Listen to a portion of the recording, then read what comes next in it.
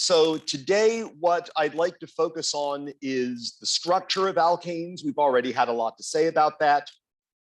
I want to focus also on a peculiar feature of the formulas of alkanes that I think you will find helpful. It will give you an idea of the possibilities that you have just from knowing the formula of an organic compound. And the main idea I would say to get from that, and as you've probably noticed already, is there's not an infinite, well, I guess there is technically an infinite, but it's not as infinitely infinite as you might think in terms of the possibilities in the formula of an organic compound. Given a certain number of carbons, the possibilities for the number of hydrogens are not infinite.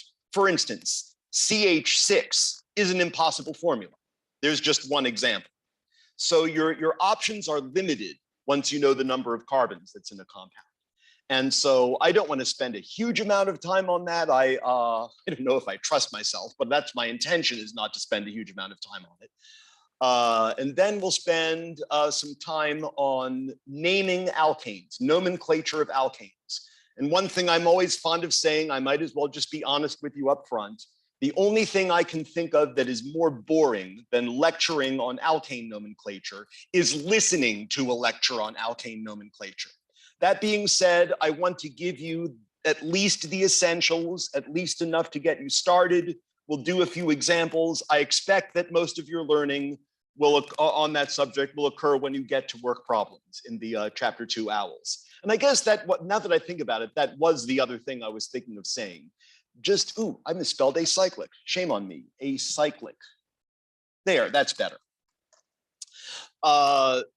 Just a reminder that most of your learning is probably not going to occur in class. And that might be a new thing for a lot of students. But even if you have the best professor in the world, which God knows I'm not, I make no claim to be, but even if you did have the best professor in the world, most of your learning is not going to occur in class. Oh, you'll learn some things for sure. There's value, I think, in sitting there and listening and taking notes. I'm not saying there's no value in that. There's plenty of value. But with a subject like organic chemistry, the bulk of your learning is going to come when you practice. And the OWLs are, given the constraints of being at a large university, maybe I shouldn't say constraints, given the situation with being at a large university, it's the best we've been able to come up with to help as many students get as much practice as possible. Is it flawed? Certainly. It has its problems, as you've no doubt already found out. But I can tell you for what it's worth, I've had other, or I've used other online homework systems in the past that were far worse than OWLs. So with all its problems, it's the best I've yet encountered for what that's worth. So those are the things I really want to focus on today. And if we still have time at the end, I want to be of as much help as I can in helping you to practice drawing structures.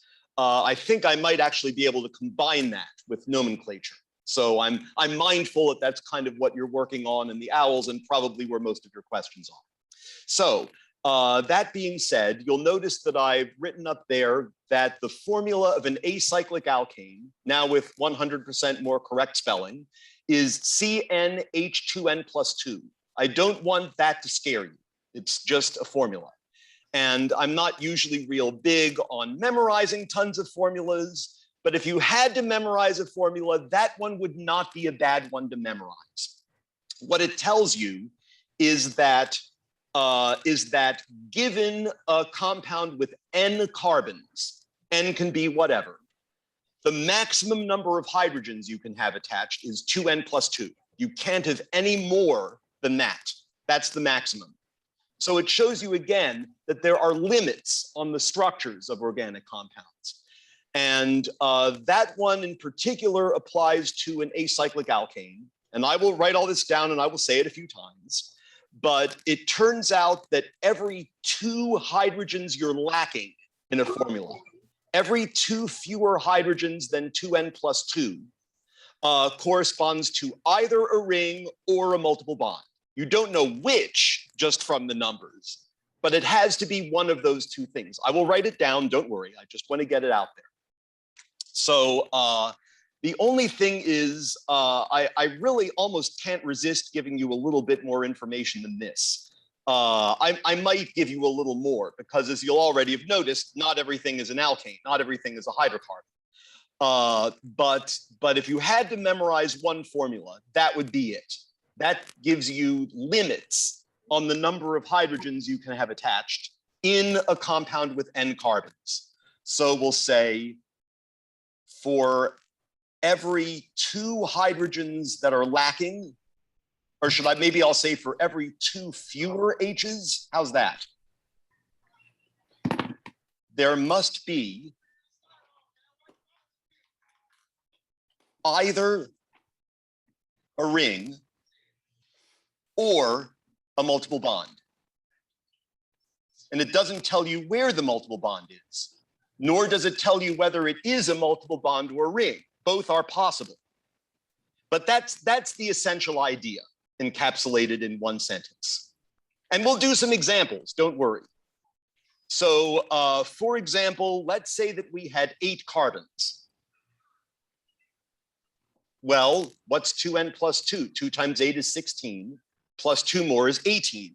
So C8H18 is the formula, we call it a saturated acyclic hydrocarbon. Saturated meaning it has as many hydrogens as possible. So this is definitely the formula of an acyclic alkane. That's a K. No rings, no multiple bonds. Now, as to structures that have that formula, I wouldn't be surprised. I mean, I have to think at least there are dozens. There might even be over 100, because it goes up very quickly with the number of carbons, the number of possible structures you can draw. Right? One of them would, of course, just be octane. 1, 2, 3, 4, 5, 6, 7, 8. That's one of them. But you've got like 1, 2, 3, 4, 5, 6, 7, 8. You've got 1, 2, 3, 4, 5, 6, 7, 8. You've got all kinds of other possibilities, and we could go on. So the point that I'm trying to make here, and what I'm expecting you to know from what I'm talking about here, is that given the formula of a compound, there's only so many possibilities. There may be many, but it will not be infinite. There's only certain possibilities in terms of the structure of the compound. Does that make sense so far? That's the main point I'm trying to make here. And we'll do lots more examples, don't worry. I'm just trying to get across the main point here. So what if our formula were not C8H18? What if the formula were C8H14? Well, we're lacking 4 hydrogens, right? So that means we've got either 2 rings or a ring and a multiple bond or 2 multiple bonds. Those are the only possibilities. There's either 2 rings or a ring and a multiple bond and a multiple bond.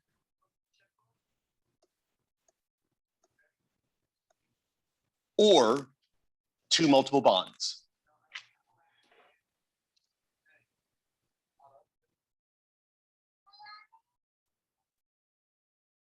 So that means in the structure of our compound with 8 carbons, we have to have one of those possibilities. Either there's 2 rings, or there's a ring and a multiple bond, or there's 2 multiple bonds. There's limits on what the structure can be. It cannot be absolutely anything.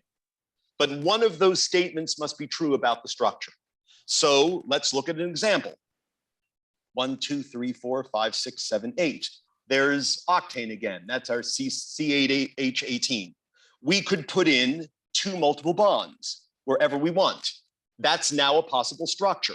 And if you added up the number of carbons and hydrogens in this compound, I guarantee you it would be C8H14. That's one possibility. It's just one possibility, though. Our compound could be this: 1, 2, 3, 4, 5, 6, 7, 8. 4, 5, 6, 7, 8. Yep, that's another possibility. There might be a ring. Here's 6 carbons. We need 2 more. That will also be C8H14. It could be that. with 3 methyl groups. That's got a ring and a multiple bond. All of those, I guarantee you, if you added it up, you will find their C8H14. And so that's what's really powerful about this one formula. If you know the formula of a compound, it tells you your options are limited in terms of what the structures are. And there could be hundreds or thousands of such structures, but it's not an infinite array. There's a limited number of possible structures once you know the formula. So I think that's a heck of a lot of payback for memorizing one formula. Given any hydrocarbon, you can double check it by its structure, that the structure is drawn, double check by the formula that the structure is drawn correctly. Given a formula, you can come up with possible structures. And the possibilities are not unlimited. There are limits on those possibilities. We'll do a little more of this, but does that make sense so far? Oh, yes, I'm sorry. Well, excellent question. Do I really just mean a double bond? Answer is no, because we can have triple bonds. And that's actually another possibility. 2 multiple bonds. A triple bond has 2 multiple bonds in it. So for instance, 1, 2, 3, 4, 5, 6, 7, 8. That would also be C8H14. So it could be, and once we start introducing heteroatoms, the multiple bonds don't have to be only between carbons. They can be to other atoms as well. But the excellent question, the one-word answer to your question is no. Good, other questions then? Well, see, this is the thing, and I don't want to go in a huge tangent, but it does beg the issue of what if there are atoms other than carbon and hydrogen? And I would like to give you just a few rules. I won't spend a lot of time on it. They're not all that complicated. Other rules. If your formula has any oxygens in there, throw them out. They do not affect the total number of missing hydrogens. Throw out all oxygens. Yeah. Second one is also pretty easy. If there are any halogens, chlorine, chlorine, bromine, iodine, any halogens that are in the formula, replace with hydrogens.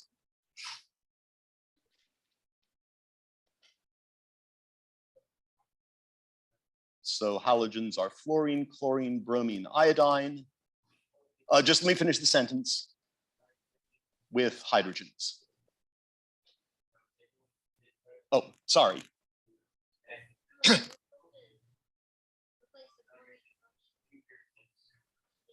No, with hydrogens. Yeah, that's fine. And I just have one more, just to take care of all of the most common atoms. For each nitrogen, throw out, whoops, NH from the formula. Because nitrogens are weird, they have 3 bonds. And so in order to get an equivalent formula, you need to throw out NH. And the reason you need to know this is because if you go through those extra steps, if there are heteroatoms in the molecule, then you will come up with an equivalent hydrocarbon formula, one that has the same number of hydrogens missing. And we'll do some examples. I'll show you how that works. But that's why I think these rules are helpful. And I don't want to spend a lot of time on it, but I think it will actually help you. So those are some other rules that you can follow. What this means in terms of your learning and what you need to know, what this means is you can be given any formula, and I really doubt you're going to get anything in your formula other than oxygen or nitrogen or a halogen. The chances of your getting any other atom are slim to none. And even if by chance you got a sulfur, well, sulfur is right below oxygen in the periodic table. Care to take a wild guess what you do with sulfurs? Throw them out too, and you'll probably wind up with an equivalent formula. So I think this is a powerful method because I think something that really makes students feel overwhelmed is this feeling that there's an infinite array of structures you can draw. And really there isn't. It's limited by the formula. And I think it's very important for you to know that in order to understand what you need to know for this class. Yes. 3 bonds. Yeah, nitrogen's a weird one because it is 3 bonds. That's basically the reason you need to throw out NH with every nitrogen. And we'll do some examples, like I said. I'm still not answering your question. Or am I? We're good? Okay. Oh, you have a question.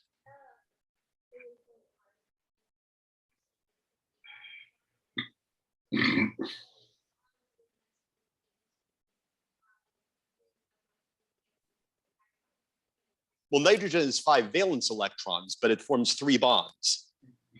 And because nitrogen forms 3 bonds, it turns out that's the reason you need to throw out a hydrogen for every nitrogen. And we'll do an example. I'll show you exactly what you have to do in order to get an equivalent formula. I can tell you're still not satisfied. So we agree that nitrogen has 3 bonds with a formal charge of 0. Not 5, 3. Because nitrogen by itself has 5 valence electrons. That's true. You're right about that. And it's going to form a bond on each of these 3 valence locations. The valence of nitrogen is 3 because 2 of the electrons are in a non-bonding lone pair. Okay, just making, I thought that was it, but I just wanted to make sure. Okay, so let's look at an example. Let's do C6H10O2. That's a possible molecular formula. Well, we already know, since we get to throw out all oxygens, that this is equivalent to, at least in terms of the number of hydrogens that are missing, that's going to be equivalent to C6H10. With 6 carbons, 2 times 6 is 12, 12 plus 2 is 14. So we could have a maximum of 14 hydrogens. Unfortunately, I picked the same hydrogen deficiency. But again, we're missing 4 H's. So that means, like before, either we have 2 multiple bonds or a ring in a multiple bond or 2 rings. I guess I didn't actually do an example with this one of 2 rings. You probably want to see one like that too. Actually, I might be hard. Let's see. Aren't they good, dude? Bro. Your chemistry, Jackson? Wait, 1, 2, 3, 4, 5, 6, 7, 8. There we go. That one should also be C8H14. And so this one's kind of like that, except there's only 6 hydrogens. So what you need to know, I'm just trying to be as clear as I possibly can here. What you need to know is that when you're given a formula, which you probably will be on OWL, could be on the exam, there are limitations to the structures which that formula can turn out to be. It's not an infinite array of possibilities. There's a limit on the number of possibilities. And what this shows you is how to know what those possibilities are. That's what this is about. You don't want to go to this? And I think in many ways, I've maybe already spent a little bit too much time. But be that as it may, I do want to give you some examples of these things. So it means that when you...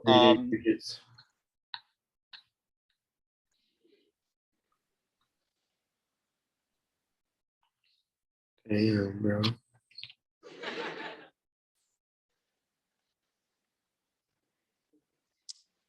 Sorry about that. It means that, it means what?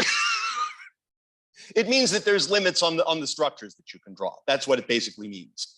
And so in this case, if your formula is C6H10O2, it is the same number of hydrogens missing as C6H10. There's a term for that. We call that the index of hydrogen deficiency or the degree of unsaturation. I don't really care if you know these terms. I don't see any benefit to you memorizing 2 more terms. It's the idea that I'm trying to get across. But in case you're curious, the idea does have a name. And so that means that when we start drawing formulas for this, like we did before, we're going to have either 2 multiple bonds, which again could be a triple bond, or 2 rings, or a ring and a multiple bond. Otherwise, it will not have that formula. Let's do another example. And then I think I'll have said all I really need to. C5H10, 11, N, crap.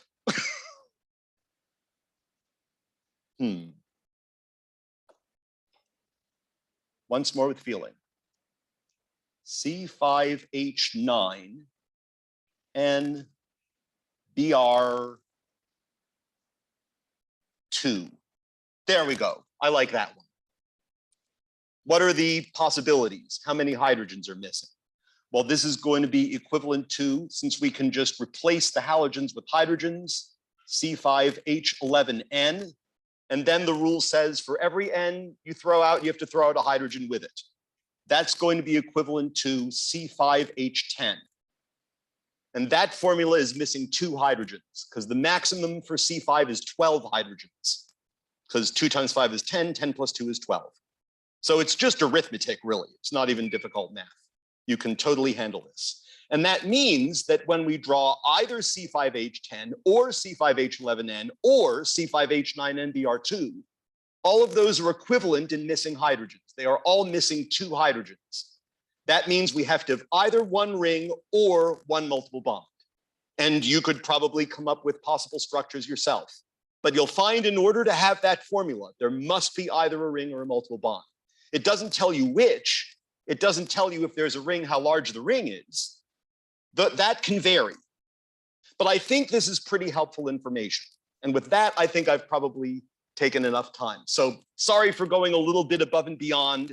I just figured it needed a little more context. The main thing I'm trying to get across here is that the formula of an acyclic alkane will always be CnH2n plus 2.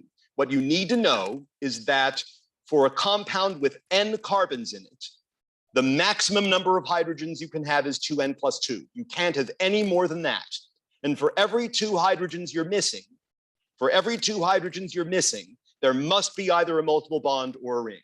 No exceptions. Yes? Well, no, she's saying where. It's okay.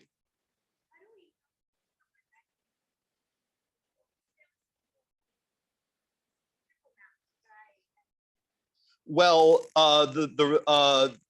in other words, why does the number changing make you lack H's? Is that what you mean? Okay, the reason the numbers changing makes you lack H's is because you'll find if you try to put the bonds in, you'll have carbon with only 3 bonds somewhere or something like that. You'll find you can't draw correct structure otherwise. And no, that's a good point. And so the formula of the molecule has direct bearing on its structure. And yeah, so if you didn't take away 2 hydrogens, you'd find something's wrong. Either something's lacking an octet somewhere, probably, is what you would find. No, perfectly good question. Other questions then? Oh, yes.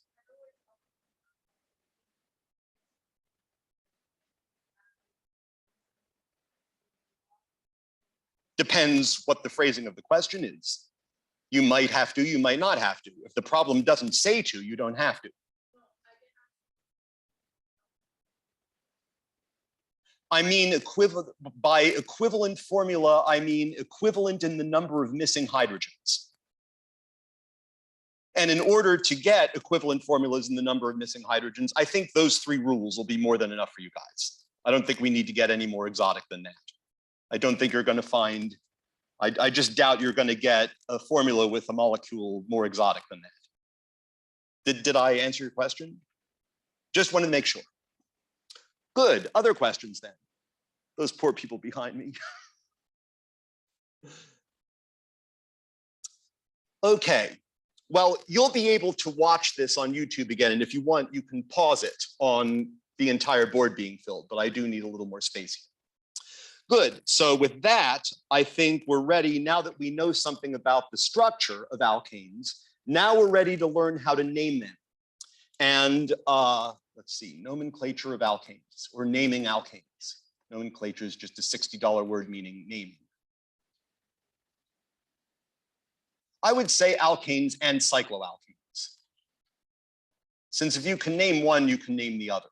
And by the way, and the only reason I'm inflicting my boring lecture about naming alkanes, which I already at least warned you would be boring, the reason I'm inflicting it on you is, as it turns out, if you know how to name an alkane, you know at least 80 or 85% of what you need to know to name anything else. So that's why it's worth putting a little bit of class time in on it, because I try my best to spend class time on things that there's great reward for, as opposed to little minute things. I try my best. Like I said, God knows I'm not perfect, but I try my best. And I believe there's a big payoff for knowing how to name alkanes. So hopefully you've done your reading on this. Hopefully you know the names of the first 10 alkanes. The only ones that are at all irregular, that you kind of have to memorize their names, are the first 4 alkanes: methane, ethane, propane, butane. Those are the first 4 alkanes with 1, 2, 3, and 4 carbons. And I would bet you've at least heard of methane and propane before. You know, you can go buy a tank of propane. You know about propane and propane accessories. So you've heard of those. So the only 2 that are completely new, ethane is probably completely new. Butane you might also have heard of, because butane is used in some commercial products as well, like cigarette lighters. So, but those are the only ones that you have to flat out memorize, because they aren't really based on anything. Methane, ethane, propane, butane. C1, C2, C3, C4. After that, they start using the Greek prefixes: penta, hexa, hepta, octa, pentane, hexane, heptane, octane, nonane, decane. And I really would be shocked if you had to name anything with more than like 12 carbons. Probably even 10 will get you through most cases. But the great thing is, once you know up to decane, the next 9 get thrown in for free. After decane, it's undecane for 11, dodecane for 12, tridecane for 13, tetradecane, pentadecane. So you've already automatically got up to C19. C20 is something weird I can never remember. I won't be giving you any 20 carbon alkanes, at least not with a continuous chain of 20 carbons. That would be a little excessive, I think. But the great thing is, like I said, once you know methane, ethane, propane, butane, the rest are all irregular. They're based on these Greek prefixes. And I'm going to say for sure you ought to plan on knowing through C10, maybe C12. I would be shocked if you have to go beyond C12. But the good news is, even if you do, it's not that hard. It follows the same pattern with the Greek prefixes. So also important is to know the names of the alkyl groups. For instance, if CH4 is methane, then CH3 is a methyl group. I'm sure you've already heard me use this word methyl, because I just can't help doing so. And that term is unambiguous, because there's only one way to connect 3 H's in a carbon. So there's no issues there. The ethyl group is CH3CH2. Or if you want to, you can write that as C2H5. That's allowed, because again, there's only one way to connect 2 carbons and 5 hydrogens. It's unambiguous. With propyl groups, we've got a problem. There's 2 different propyl groups: the N-propyl group and the isopropyl group. So this group is just called propyl, or you can also call it N-propyl, with the N standing for normal, meaning that all 3 of the carbons are linear. There is another propyl group called the isopropyl group, though.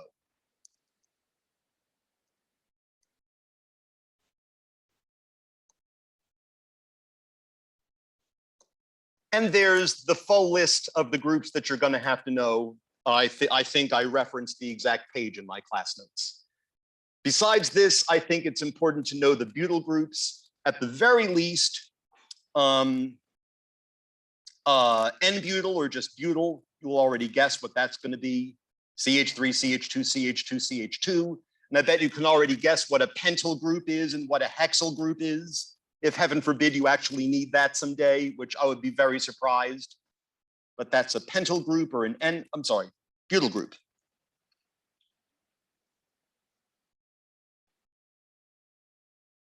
Butyl or N-butyl. And then there's another especially common type of butyl group called the tert-butyl, or tertiary butyl group. And the reason we call it that is because that central carbon is what we call tertiary, meaning that it's attached to 3 more non-hydrogen groups. So that's called a tert-butyl group, or a tertiary butyl group. There's also sec-butyl and isobutyl groups. I would say you need to know those 2. They're listed in that table, though I will admit they're much less common. The two most common butyl groups by far are N-butyl and tert-butyl. So those I would place at a higher level of importance, though you will need to know all four types of butyl groups, just in case you run into them.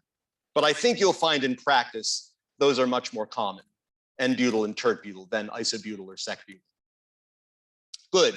So what you need to know is that in order to get the name of the group, these are all pieces of a molecule, right? We have another bond coming off so that it's attached to something. And what you need to know is that these are the names of those pieces. And you need those names in order to understand nomenclature of alkanes. We're going to use those. And I bet you'll find in probably 80% of the cases, it's going to be methyl or ethyl at worst. It's very seldom that we, or comparatively seldom that we need the others. But I think if you know those, you'll be able to get through any situation. That is methyl, ethyl, both probyl groups, and all four butyl groups. I think if not 100%, that'll get you through 99.99% of any possible cases you might run into. And I think that's pretty darn good. I think that's probably good enough. And so what I want to spend pretty much the rest of the class on is showing how to name alkanes. And the great thing is, if you know how to name alkanes, you know everything you need to know in order to name alkyl halides, 100%, not even 80%. You know 100%. As I mentioned in the class notes, if you see a halogen attached, then you just name the halogen. And in order to name it, you change the INE ending of the halogen to an O. So fluorine becomes fluoro, chlorine becomes chloro, bromine becomes bromo, iodine becomes iodo. And it's just that simple. Other than that, they're named exactly like these alkyl groups. So that's really what all these things are that you see on the screen. They're called alkyl groups. And alkyl groups are pieces of a molecule. They're just alkanes that are missing an H. And so these can then be attached at various other places in the molecule. And that's why you need to know these names, because that's pretty much the set of possibilities we'll run into. So that's why you need to know them. I have here some examples of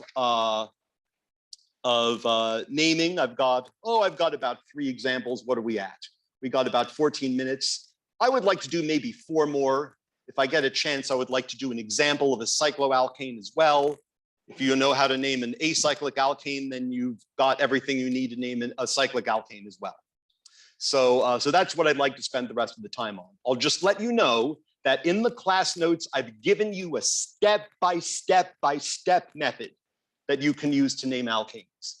And I do not believe that you're going to run into an example of an alkane that you can't come up with the best name using that step-by-step method. I have yet to find an alkane that when you go through those steps, you don't get one clearly best answer. It may be that along the way, you're thinking there's a couple possibilities. You might think that, but I think that if you apply all those steps, you will come up with one clearly best answer. That's my belief. I have yet to come up with a counterexample. Good, so let's start with a fairly easy one. And since I also want you guys to practice drawing structures, I'm going to draw that structure 2 ways. That's a 3, although you'd be hard pressed to know that. There we go. You could also draw that molecule like this, since some people were asking me about line angle drawings. So let me review. What you need to know about line angle drawings is that when you see these pictures, every intersection point and every corner or sharp point is a carbon atom. That's the first thing you need to know.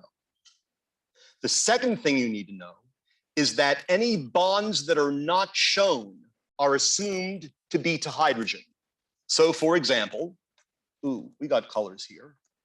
For example, these 2 carbons over here are these 2 carbons over here. And you can see that the point on the end, I see only one, interesting. I see only one line coming from that point. That line is a bond. So the other 3 bonds that are not being shown are to hydrogens. And you can see that over here, CH3. So both of those are perfectly good ways to draw that compound. And there are others as well. Either one of those structures can be turned at any angle, and it's the same thing. That's one of the skills you'll need to be learning, I would say, especially in this first problem set in OWL, is being able to tell whether two structures are of the same compound, just drawn differently, or of different compounds, isomers, as we've called them. So far, so good. Does that make sense? So we just go back to black.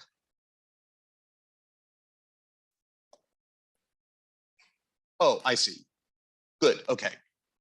So the first step says you need to identify the longest chain, longest continuous chain of carbon atoms. I think we can all see that that's going to be 5 carbons, 1, 2, 3, 4, 5. And if we started counting at this carbon, you'd get the same thing, 1, 2, 3, 4, 5.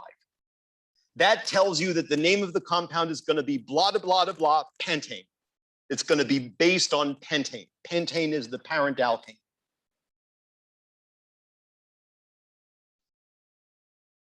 And then it says you need to find and locate all of your substituent groups, all of your things that are hanging off of that molecule.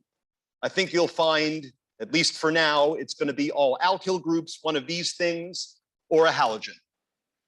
And you need to identify where they are. And let's pretend that I don't know anything. Well, that's not such a stretch, but anyway. What you need to do is number the carbons in a continuous chain. So you start at one end.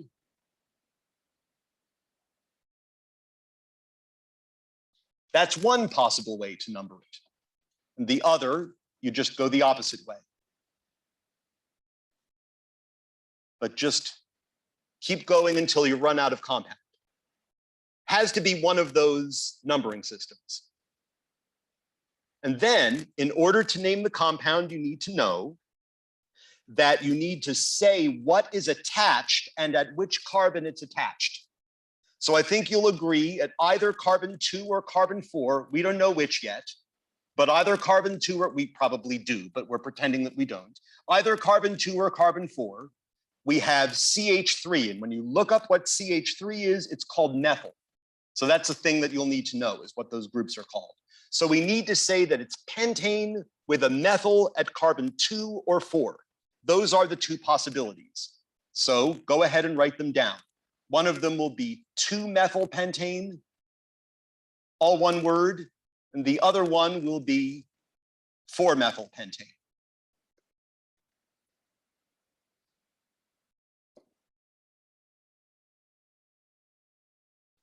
So let's say you get to this point and you're naming a compound and you have 2 possibilities and you're concerned.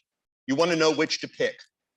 The rules then say that the one you pick is the one that when you add up all of the numerals, all of the numbers in the name, you want the sum of all of those numbers to be as small as possible. There are no exceptions.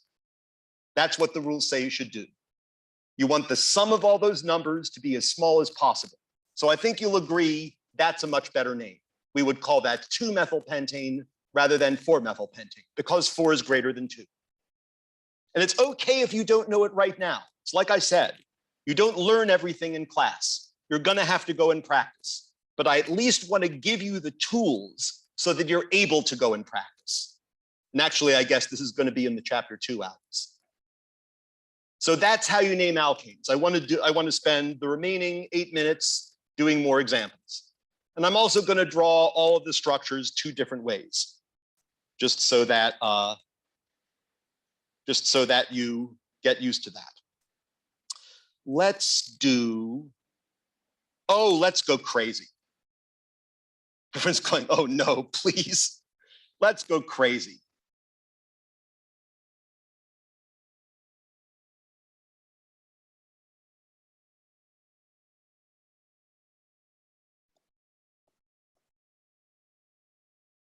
Why did I put a 4 there?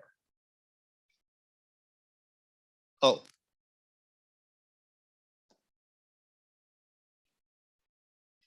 I didn't. No one saw a thing. And I'll also do one with a longer chain, and that will probably be at least close to a good place to end. So what's the maximum number of carbons? Oh, and if you want to see that drawn in the other style, I would say Cl, CH2, CH2, CHBr, CH3. And you can also draw the bonds in here if you want to. You don't have to, but you can. That's another way of drawing the same compound. So what's what's our carbon chain? How many carbons is the maximum length? 4, right? That one's not so bad. So we want to number it either 1, 2, 3, 4, or 1, 2, 3, 4. And you might be able to tell which of those is going to be correct right off the bat. But I'm showing you this so that you, in case you're concerned about that, even if you don't see it right away, you will still be okay. Just use both numbering systems and then pick the name that has the smallest sum when you add up all the numbers. So it looks to me like we have a bromine or bromo on carbon 3 and a chlorine on carbon 1, or bromine and carbon 2, chlorine and carbon 4. So we will call those bromo and chloro because we replace INE with an O. So that gives us 2 possible names. Only thing we need to worry about now is which goes first, bromo or chloro. And I bet if you took a wild guess, you'd say alphabetical order. And of course, that guess is exactly right. That is what you do. You go in alphabetical order. There are a couple of provisos and quid pro quos, as the genie on Aladdin would say, but that's essentially the rule. And that's in the class notes. I've already put that in the class notes. So my 2 choices appear to be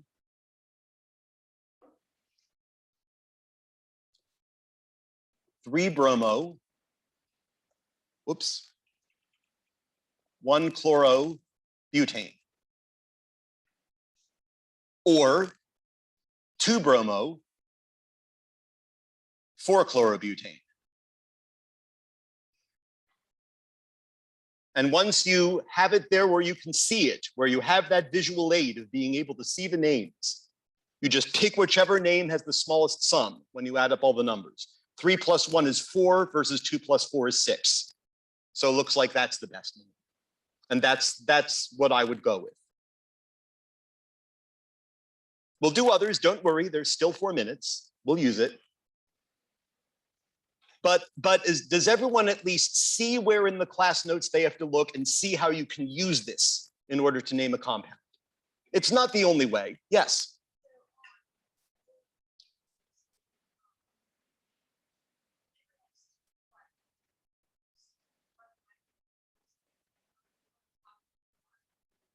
Oh, I forgot a hydrogen, didn't I? So how would you name the hydrogen?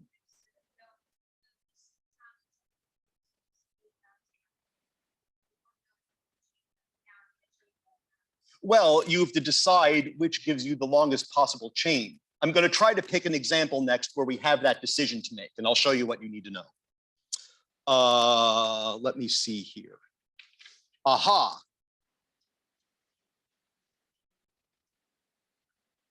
I have to be kind of careful because it's actually, yeah, never mind that. Basically, I have to be careful.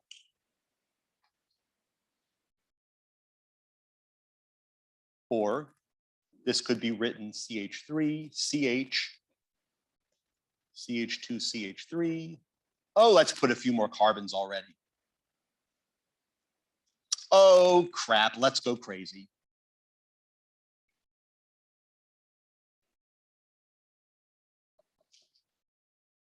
We can do it.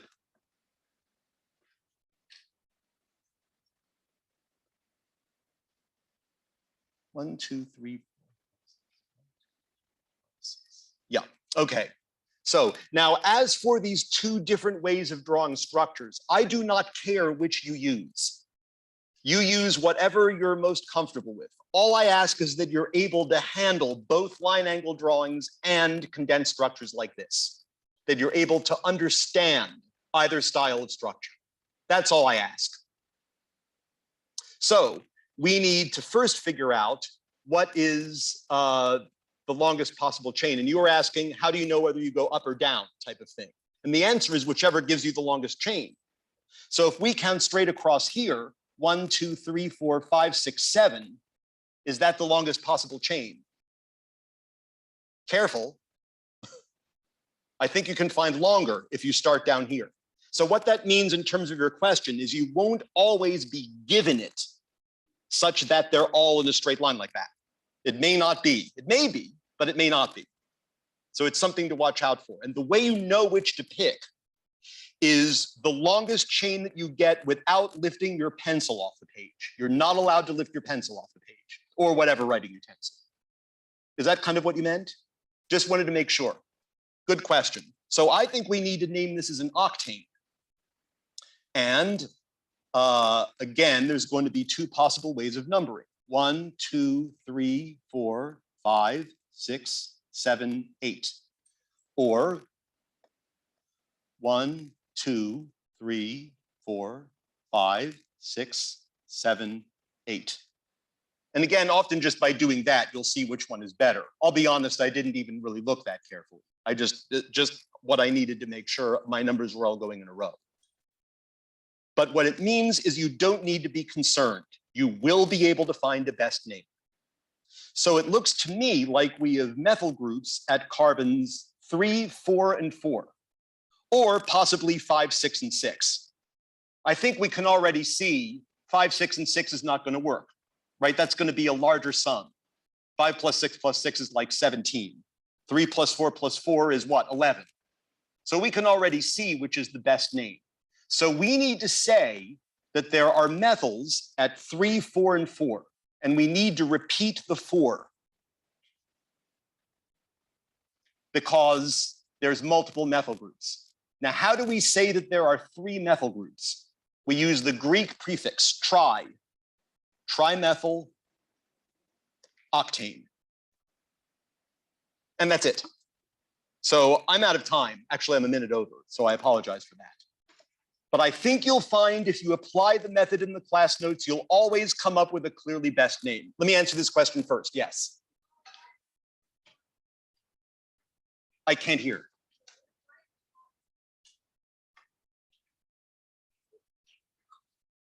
Why is there not two?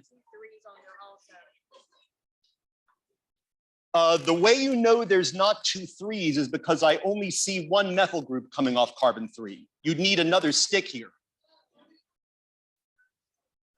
I'm sorry, I still can't hear. This hydrogen doesn't count for anything right here? Right. Hydrogens don't get named.